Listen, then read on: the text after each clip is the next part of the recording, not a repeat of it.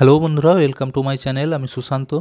আজকের এই ভিডিওয় আমরা দ্বিতীয় শ্রেণীর আমার বই প্রথম পর্বের ৬২ নম্বর পৃষ্ঠা থেকে যে টাকা পয়সার হিসাবের অঙ্কগুলি রয়েছে সেগুলিকে সমাধান করব।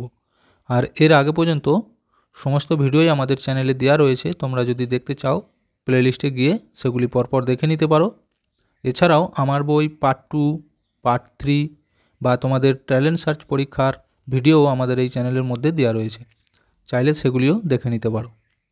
আর ভিডিওটি শুরু করার আগে বলি, চ্যানেলে যদি প্রথম এসে থাকো চ্যানেলটিকে সাবস্ক্রাইব করে নিও এবং বেল আইকনে ক্লিক করে অল অপশানটি অন করে দিও।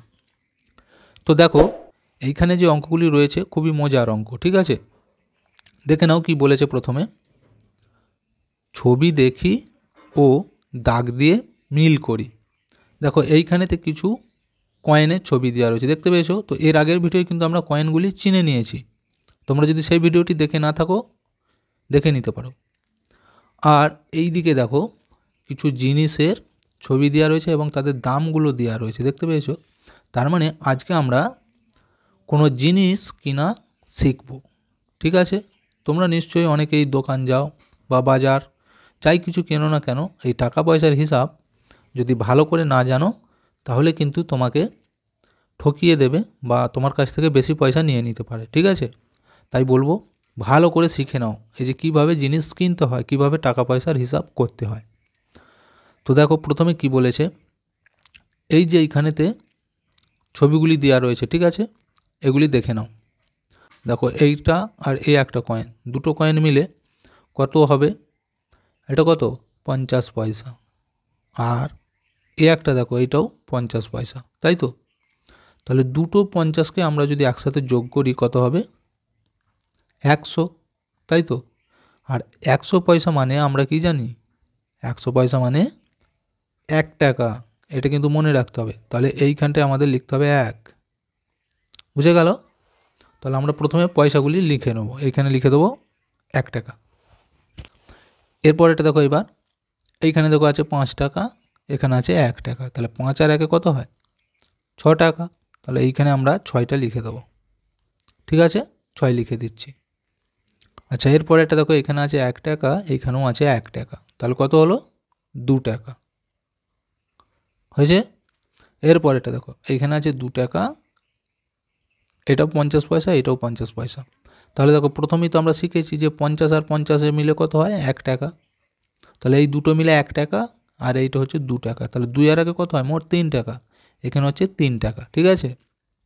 তো আমরা এখানে টাকাগুলো বসিয়ে নিয়েছি। এইবার দেখো এই টাকার সাথে এইখানে কোন জিনিসটা আমরা কিনতে পারবো, কার সাথে দামের মিল হচ্ছে, সেই সোজা আমরা দাগ দেবো, ঠিক আছে?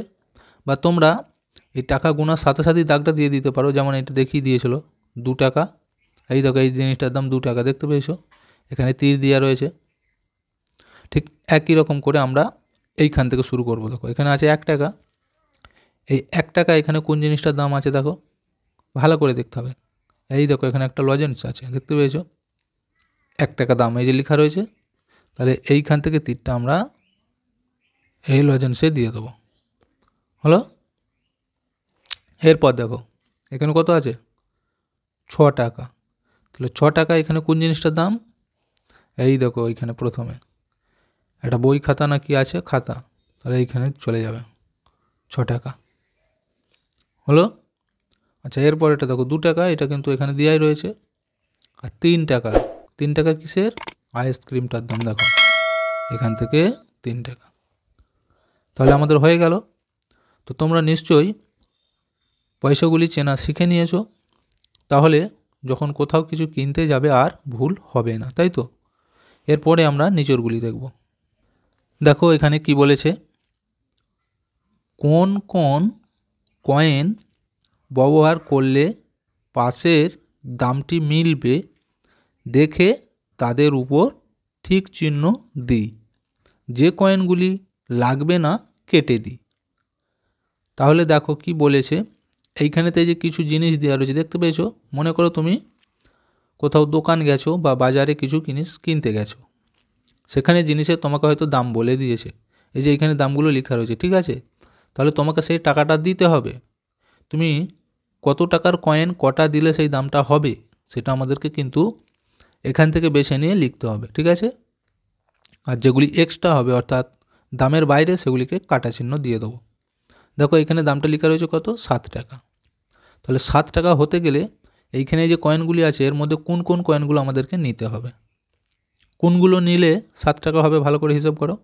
দেখো প্রথমে কত আছে, 5 টাকা, তাহলে 5 তো আমাদের নিতে হবেই। আচ্ছা তারপরে দেখো কত আছে, 2 টাকা, তাই তো। 5-এর সাথে 2 যদি আমরা যোগ করি কত হচ্ছে, দেখো 5-এর পর 6, 7 টাকা। আর এখানে দেখো দাম কত আছে, 7 টাকাই আছে, তাই তো।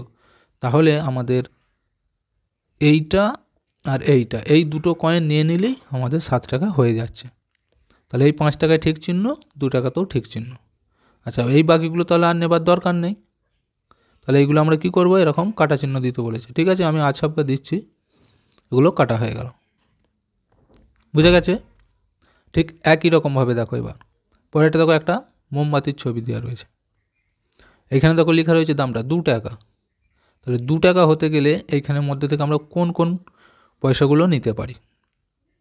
তো দেখো প্রথমে কত আছে, 5 টাকা।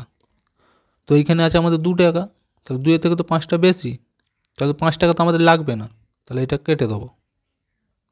আচ্ছা এরপরে দেখো কত আছে, 1 টাকা। 1 টাকা আমাদের লাগবে।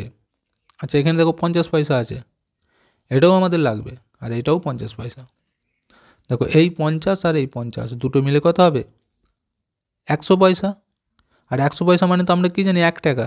তাহলে এই দুটো মিলে হচ্ছে 1 টাকা, আর এই 1 টাকা, তাহলে কত হয়, 1 আর 1 2 টাকা। এখানে 2 টাকা আছে দেখো, তাহলে এই 3টে কয়েন আমাদের লাগবে।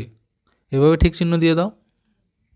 ভালো করে তোমরা হিসাব করে শিখে নাও, তাহলে দেখবে আর কোথাও যাই জিনিস কেনো না কেন কেউ ঠকাতে পারবে না। দেখো এরপর আপেলের ছবি দেওয়া রয়েছে, তাই তো। কত দাম, 5 টাকা। তাহলে এই 5 টাকা আমরা কিভাবে পাবো দেখি।